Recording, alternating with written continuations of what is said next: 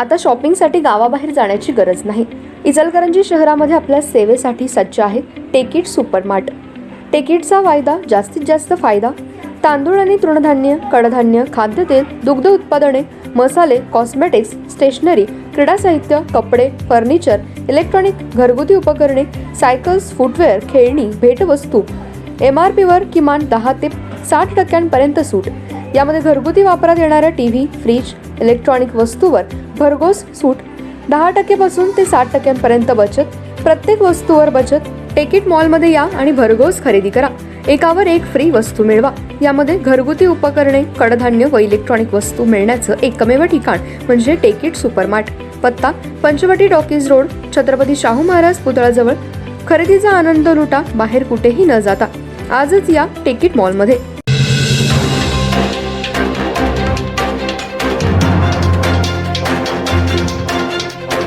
नमस्कार, मी तेजस्विनी मगदूम। एम मराठीमध्ये आपल्या सर्वांचं स्वागत आहे। पाहूया ठळक घडामोडी। हातकणंगले तालुक्यातील कबनूर गावामध्ये आज पहिली बौद्ध धम्म परिषदेचं उद्घाटन माजी गृहराज्यमंत्री आमदार सतेज पाटील यांच्या हस्ते करण्यात आलं। यावेळी कबनूर गावातील समस्त बौद्ध समाजातील मंडळी मोठ्या संख्येने उपस्थित होते।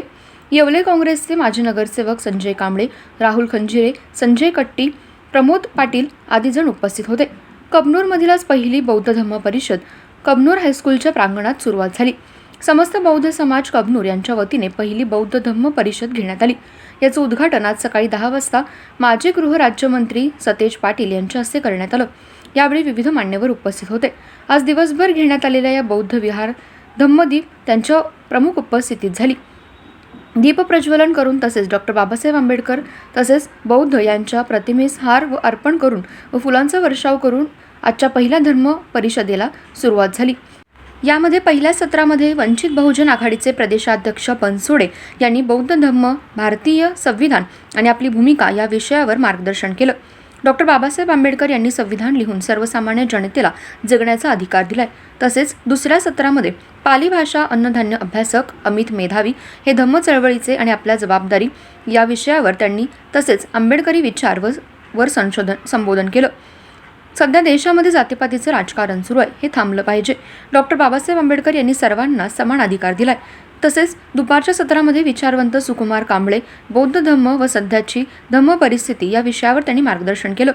परिषदेचे अध्यक्ष भंते धम्मदीप, अहमदाबादचे भंते सारीपूत, धम्मभूमी गुगवाडचे भंते कोविंदो मानंदो यांची प्रमुख उपस्थिती होती। यावेळी दीपक भोसले हे स्वागत अध्यक्ष होते। यावेळी आमदार बंटी पाटील बोलताना म्हणाले, धम्म परिषद ही सगळ्यांना एकमेकांशी जोडण्याची परिषद आहे।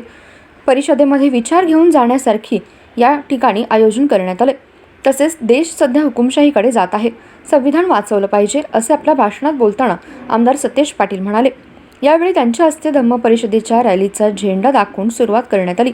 यावेळी आमदार सतेज पाटील, राहुल खंजिरे, संजय कांबळे, संजय कट्टी, प्रमोद पाटील आदी जण उपस्थित होते। या प्रसंगी प्रमोद पाटील, उदय गीते, अरुण गीते, राहुल खंजिरे यांच्यासह शिवा चव्हाण, संजय कट्टी, अतुल कांबळे आदी उपस्थित होते।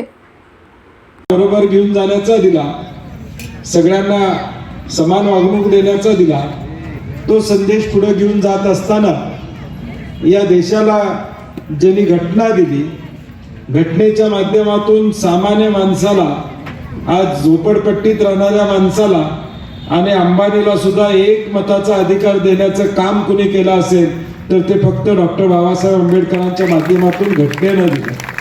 तुम्ही किती श्रीमंत आहात त्याच्यावर तुमचं मत ठरत नाही। ही लोकशाही प्रबळ आहे आणि या लोकशाहीमध्ये प्रत्येक माणसाचा अधिकार हा समान आहे, या पद्धतीचं धोरण डॉक्टर साहेबांनी त्या काळामध्ये स्वीकारलं। आज आपण बघतो, आपलं कुटुंब वाढलं तर 2 खोलीचं घर आपल्याला अपुरं पडतं। 4 नातू झाले की आपल्याला नियोजन करता येत नाही आपल्या संसाराचं। वेगळा एखादं दुकान काढलं, दुकान वाढवायचं असेल तर त्याचं नियोजन करू शकत नाही। 10 वर्षानं काय होणार हे आपण सांगू शकत नाही। 5 वर्षानं काय होणार आपल्या आयुष्यामध्ये आपण भाकीत करू शकत नाही। परंतु डॉक्टर बाबासाहेब आंबेडकरांनी त्यावेळी घटना लिहिली, जी घटना आज अमृत महोत्सव आपण स्वातंत्र्याचा साजरा करतोय, तरी देखील हा देश घटनेवरच चालतो एवढं प्रबळ असं काम डॉक्टर बाबासाहेब आंबेडकरांनी त्या काळामध्ये त्या ठिकाणी केलं. कर्तृत्व केवढं मोठं असेल सांगा. आम्ही उद्या काय घडणार आज सांगू शकत नाही. इंटरनेट आहे, मोबाईल आहे, कॉम्प्युटर आहे, सगळं आहे, परंतु संध्याकाळी काय घडणार सांगू शकत नाही. परंतु त्यावेळी डॉक्टर साहेबांनी पुढच्या 50, 75, 100 वर्षामध्ये या घटनेच्या माध्यमातून हा देश चालू शकतो या पद्धतीचं काम त्या ठिकाणी केलं. कर्तृत्ववान माणसं किती असतात याचा अनुभव डॉक्टर साहेबांच्या कार्यातून आपल्याला निश्चितपणे त्या ठिकाणी दिसून येतो. आणि म्हणून तुमची आमची आता जबाबदारी आहे, ही घटना टिकली पाहिजे, ही घटना कायमपणे राहिली पाहिजे. हा राजकीय कार्यक्रम नाही, परंतु तरी देखील घटनेला अनुसरून या देशातला कारभार चालला पाहिजे, राज्याचा कारभार चालला पाहिजे, ग्रामपंचायतचा कारभार चालला पाहिजे. किंबहुना या घटनेवर आधारित भविष्य काळातलं भवितव्य आमच्या पिढीचं असणार.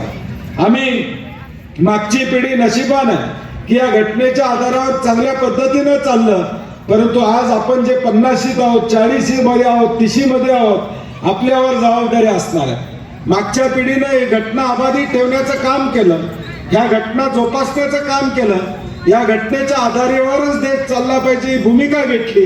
आता आपली जबाबदारी असेल की येणाऱ्या भविष्य काळ सुद्धा या घटनेवरच आधारित राहिला पाहिजे, घटनेला अनुसरूनच राज्यकारभार झाला पाहिजे. याची दक्षता येणाऱ्या भविष्य काळात तुम्हाला आम्हाला घ्यावी लागेल. सेवा सदन हेल्थ प्लस हॉस्पिटल यामध्ये बायपास सहित सर्व शस्त्रक्रिया, ऑपरेशन थिएटर, सुसज्ज कॅथलॅब, सुसज्ज 28 बेडचे ICU, सर्व शासकीय योजना व सर्व इन्शुरन्स योजना, अनुभवी तज्ज्ञ doctor, free home sample collection, 10 सूट, यामध्ये रक्तलघवी व इतर काही, सुसज्ज स्पेशल रूम, जनरल वॉर्ड, 24 तास ॲम्ब्युलन्स सेवा. Seva Sadan health hospital, Niramay road, Bora market, Ichalkaranji. Phone number 72 76 74 80 03.